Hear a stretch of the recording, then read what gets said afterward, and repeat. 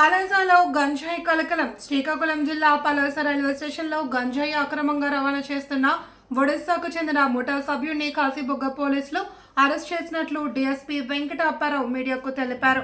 ఈ ఘటన స్థానికంగా తీవ్ర కలకలం రేపింది. నిందితుడి నుంచి 21 కిలోల గంజాయి, ఓ సెల్ ఫోన్ ను స్వాధీనం చేసుకున్నారని తెలిపారు. ఒడిశాకి చెందిన ఆమోద్ ఆనంద్ నిఖిల్ పానీ 21 కిలోల గంజాయి బ్యాగ్లను పలాస రైల్వే స్టేషన్ కు తీసుకెళ్లారని, పలాస నుంచి ముంబైకి తరలించేందుకు ట్రైన్ టికెట్ కోసం ఆమోద్ ఆనంద్ టికెట్ కౌంటర్ వెళ్లాడని, కాశీబుగ్గ సిఐ సూర్యనారాయణ సిబ్బందితో కలిసి ఆనంద్ పట్టుకుని 21 కిలోల మత్తు పదార్థాలను స్వాధీనం చేసుకున్నట్లు చెప్పారు. పోలీసులను చూసిన నిఖిల్ పానీ పరారైనట్లు డీఎస్పీ తెలిపారు.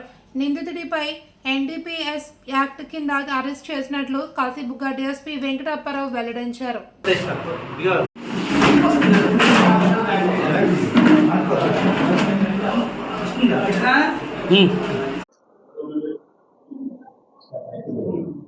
మార్గం ద్వారా కానీ అదే విధంగా సబ్లైన్స్ ద్వారా వచ్చే వాటికి చెక్ పోస్టులు పెట్టి నియంత్రించడం కానీ ఈ విధంగా అనేక రకాలైన ప్రివెంటివ్ స్టెప్స్ ని తీసుకోవడం జరుగుతుంది. అందులో భాగంగా ఈరోజు కాశీబుగ్గ పట్టణ సిఐ గారికి రాబడిన ఇన్ఫర్మేషన్ సమాచారం మేరకు పలాస రైల్వే స్టేషన్ దగ్గరలో ఒక వ్యక్తిని అరెస్ట్ చేయడం జరిగింది.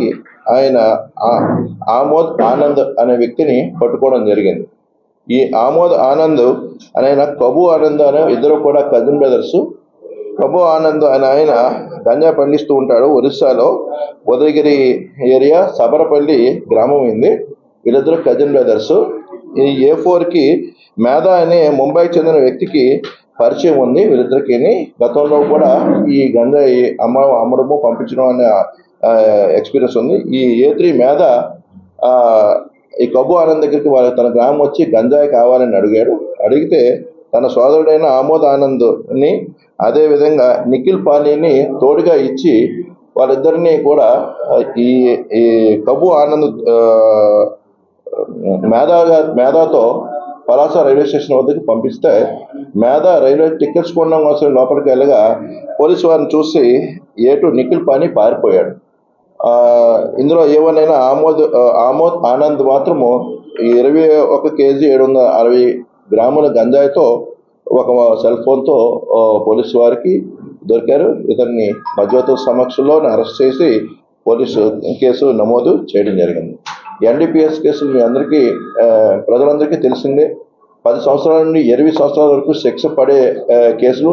ఇంత ఎక్కువ శిక్ష ఉన్న చట్టాలు చాలా బహు అరుదు. 20 సంవత్సరాల వరకు ఈ కోర్టులో విచారణ జరిగిన తర్వాత శిక్ష విధించవచ్చు. అదేవిధంగా ఫైన్ అమౌంట్ కూడా చాలా 10 లక్షల వరకు కూడా ఫైన్ కోర్టు వారు విధించే అధికారాలు ఉన్నాయి.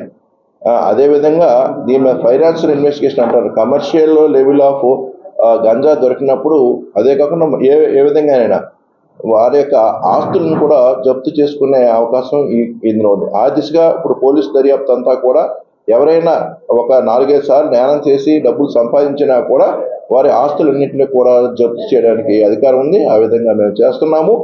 అవన్నీ కూడా ప్రభుత్వానికి జప్తు చేయడం జరుగుతుంది. ప్రభుత్వానికి అప్పగించడం జరుగుతుంది. అవన్నీ కూడా సీజ్ చేసి